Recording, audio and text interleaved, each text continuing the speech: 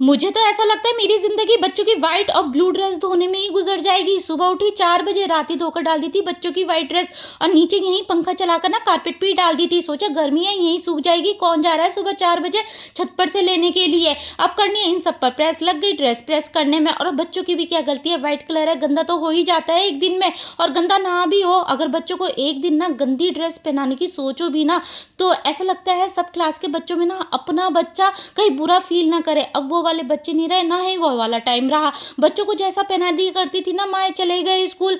पहले तो देखो क्या होता था, हमारी कॉपी भर भी जाती थी ना, तो 1-2 दिन तो हम आराम से खींच लेते थे मैम से ये कहकर, मैम कल पक्का लेकर आएँगे। और बच्चों के कपड़ों पर ना मेरे प्रेस हो चुकी थी। मैं आ गई अब फ्रिज में ये देखने के लिए कि बच्चों के लंच बॉक्स में क्या बनाकर दूँ। मुझे मिले यहाँ पर बैंगन, तो बस आज बच्चों के लंच बॉक्स में बनाकर दे रही हूँ आलू बैंगन की सब्जी। वैसे देखा जाए पहले स्कूल में भी कहाँ लंच बॉक्स पर इतना ध्यान दिया जाता था, और ना ही पेरेंट्स इतना ध्यान देते थे।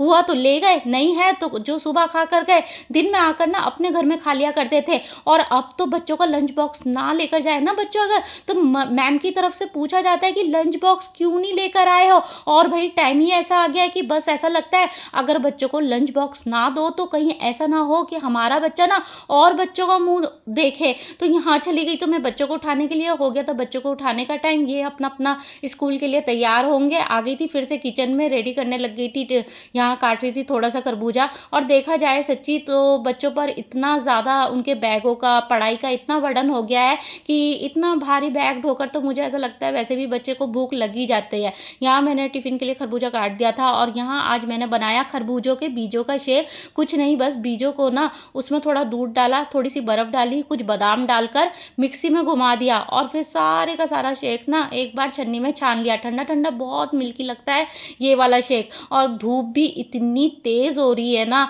बाहर कि बच्चे स्कूल से आते ही बिल्कुल एकदम पस्त हो जाते हैं। तो बहुत ज़रूरी है बच्चों को गर्मी में हाइड्रेट रखना। आलू बैंगन की सब्जी मेरी रेडी हो गई थी। इधर लंच बॉक्स के लिए ना बनाने लग गई थी मैं रोटियां। पहले सबसे पहले रेडी करूंगी छोटी वाली बेटी का टिफ़िन, वो जाएगी सबसे पहले, और उसके ऑटो वाले भैया आने वाले हैं और मुझे नहीं पता वो अभी तक तैयार हुई या नहीं हुई।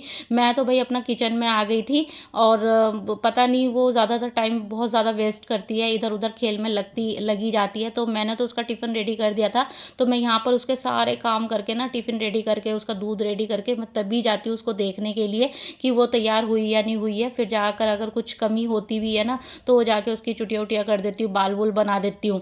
तो अब देखा जाए ना, तो मैं काम इतना ज़्यादा होता जा रहा है मेरे ऊपर, तो मैं बच्चों से खुद भी बोलने लगी हूँ कि कम से कम मेरे काम नहीं, अपने काम खुद करना सीखो।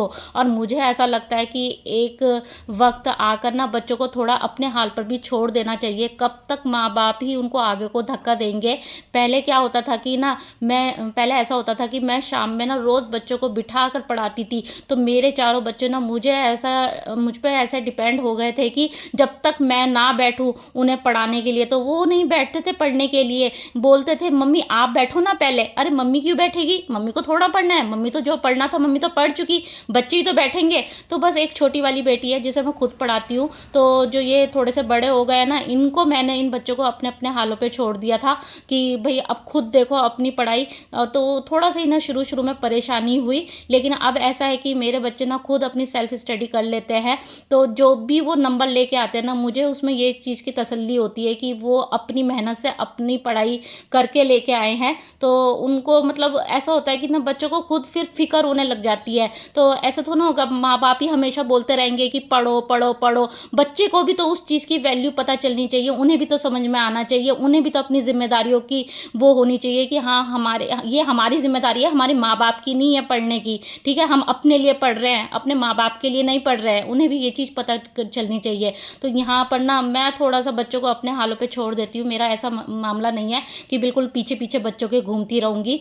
तो स्कूल से भी आ जाते हैं, बिल्कुल उनको फ्री छोड़ देती हूँ। ऐसा नहीं है कि किताबें लेके बैठो ये बैठो, उनको खुद फिक्र होती है, खुद वो अपना बैठ के होमवर्क करते हैं। मैं कभी नहीं बोलती हूँ कि हाँ लेकर बैठो। जब ज़्यादा देखूंगी ज़्यादा हो रहा है, ज़्यादा मोबाइल में है, तब बोल दूंगी। नहीं तो ऐसा वाला मामला नहीं है कि हर टाइम उनके पीछे डंडा या किताबें लेकर उनके पीछे पीछे घूमती रहूंगी। यहाँ मेरे बच्चे रेडी हो चुके थे, लंच बॉक्स भी सबको दे दिए थे, और हस्बैंड और बेटा तो निकल गए थे नाश्ता उश्ता करके, और ये दो बेटियां रह गई थी, ये जाएंगी अब थोड़ी देर में। ऑटो वाले भैया आने वाले हैं, इनको नाश्ता करा दिया था। फिर आ गई थी मैं किचन में, अपने लिए मैंने एक कप चाय बनाई। यहाँ पर मैंने मैंने पीनट बटर के टोस्ट रेडी करे और मेरे चैनल को सब्सक्राइब कर लीजिएगा। इसी के साथ मेरा व्लॉग एंड होता है। अल्लाह हाफिज़।